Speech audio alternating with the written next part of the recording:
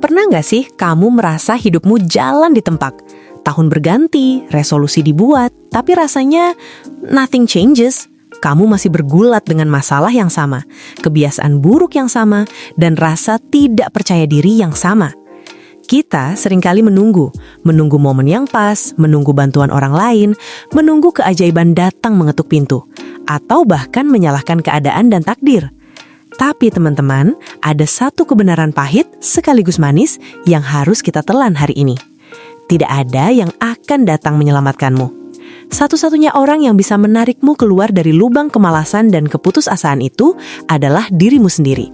Dan tahukah kamu, konsep self-improvement ini sebenarnya sudah digariskan oleh Allah ribuan tahun lalu dengan sangat jelas.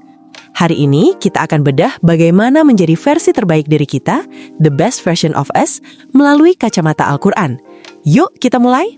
Seringkali kita terjebak dalam mentalitas korban atau victim mentality. Kita bilang, aku nggak sukses karena aku nggak punya privilege kayak dia.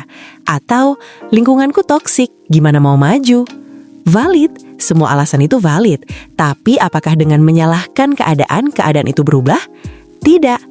Dalam dunia psikologi ada istilah locus of control. Orang yang sukses biasanya memiliki internal locus of control. Artinya, mereka percaya bahwa kendali hidup ada di tangan mereka, bukan di tangan nasib atau orang lain. Islam mengajarkan kita untuk tawakal, betul. Tapi tawakal itu letaknya di akhir, setelah ikhtiar maksimal. Kalau kamu diam saja dan berharap nasib berubah, itu bukan tawakal, itu angan-angan kosong. Mari kita buka kuncinya. Allah berfirman dalam surah Ar-Ra'd ayat 11. Ini adalah ayat yang sangat populer, tapi sering kita lupakan maknanya. Innallaha la yughayyiru ma biqaumin hatta yughayyiru ma bi anfusihim. Sesungguhnya, Allah tidak akan mengubah keadaan suatu kaum sebelum mereka mengubah keadaan yang ada pada diri mereka sendiri. Coba perhatikan kalimatnya. Allah menaruh syarat. Bantuan Allah, perubahan nasib dari Allah itu kondisional atau bersyarat. Syaratnya apa? Gerakan dari kita dulu. Ayat ini adalah tamparan keras buat kita yang malas. Allah yang Maha Kuasa saja menunggu kita bergerak. Masa kita yang hamba malah diam saja? Para ulama tafsir menjelaskan bahwa keadaan yang ada pada diri mereka itu meliputi mindset, kebiasaan, niat, dan usaha. Jadi kalau kamu ingin rezekimu berubah, ubah dulu cara kerjamu. Kalau kamu ingin jodoh yang baik, ubah dulu kepribadianmu menjadi baik. Perubahan eksternal atau nasib adalah cerminan dari perubahan internal atau diri sendiri. Lalu apa goalnya? Berubah menjadi apa? Dalam self-improvement modern, kita kenal istilah the best version of yourself.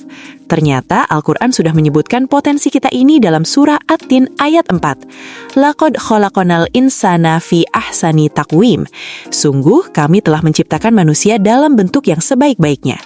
Allah sudah mendesain kita dengan spesifikasi high-end. Kita diciptakan dalam bentuk ahsani takwim, sebaik-baik bentuk, sebaik-baik potensi. Tapi ingat, ayat selanjutnya, ayat 5 berbunyi, Tsumma rodadnahu asfala safilin. Kemudian kami kembalikan dia ke tempat yang terendah-rendahnya. Artinya apa?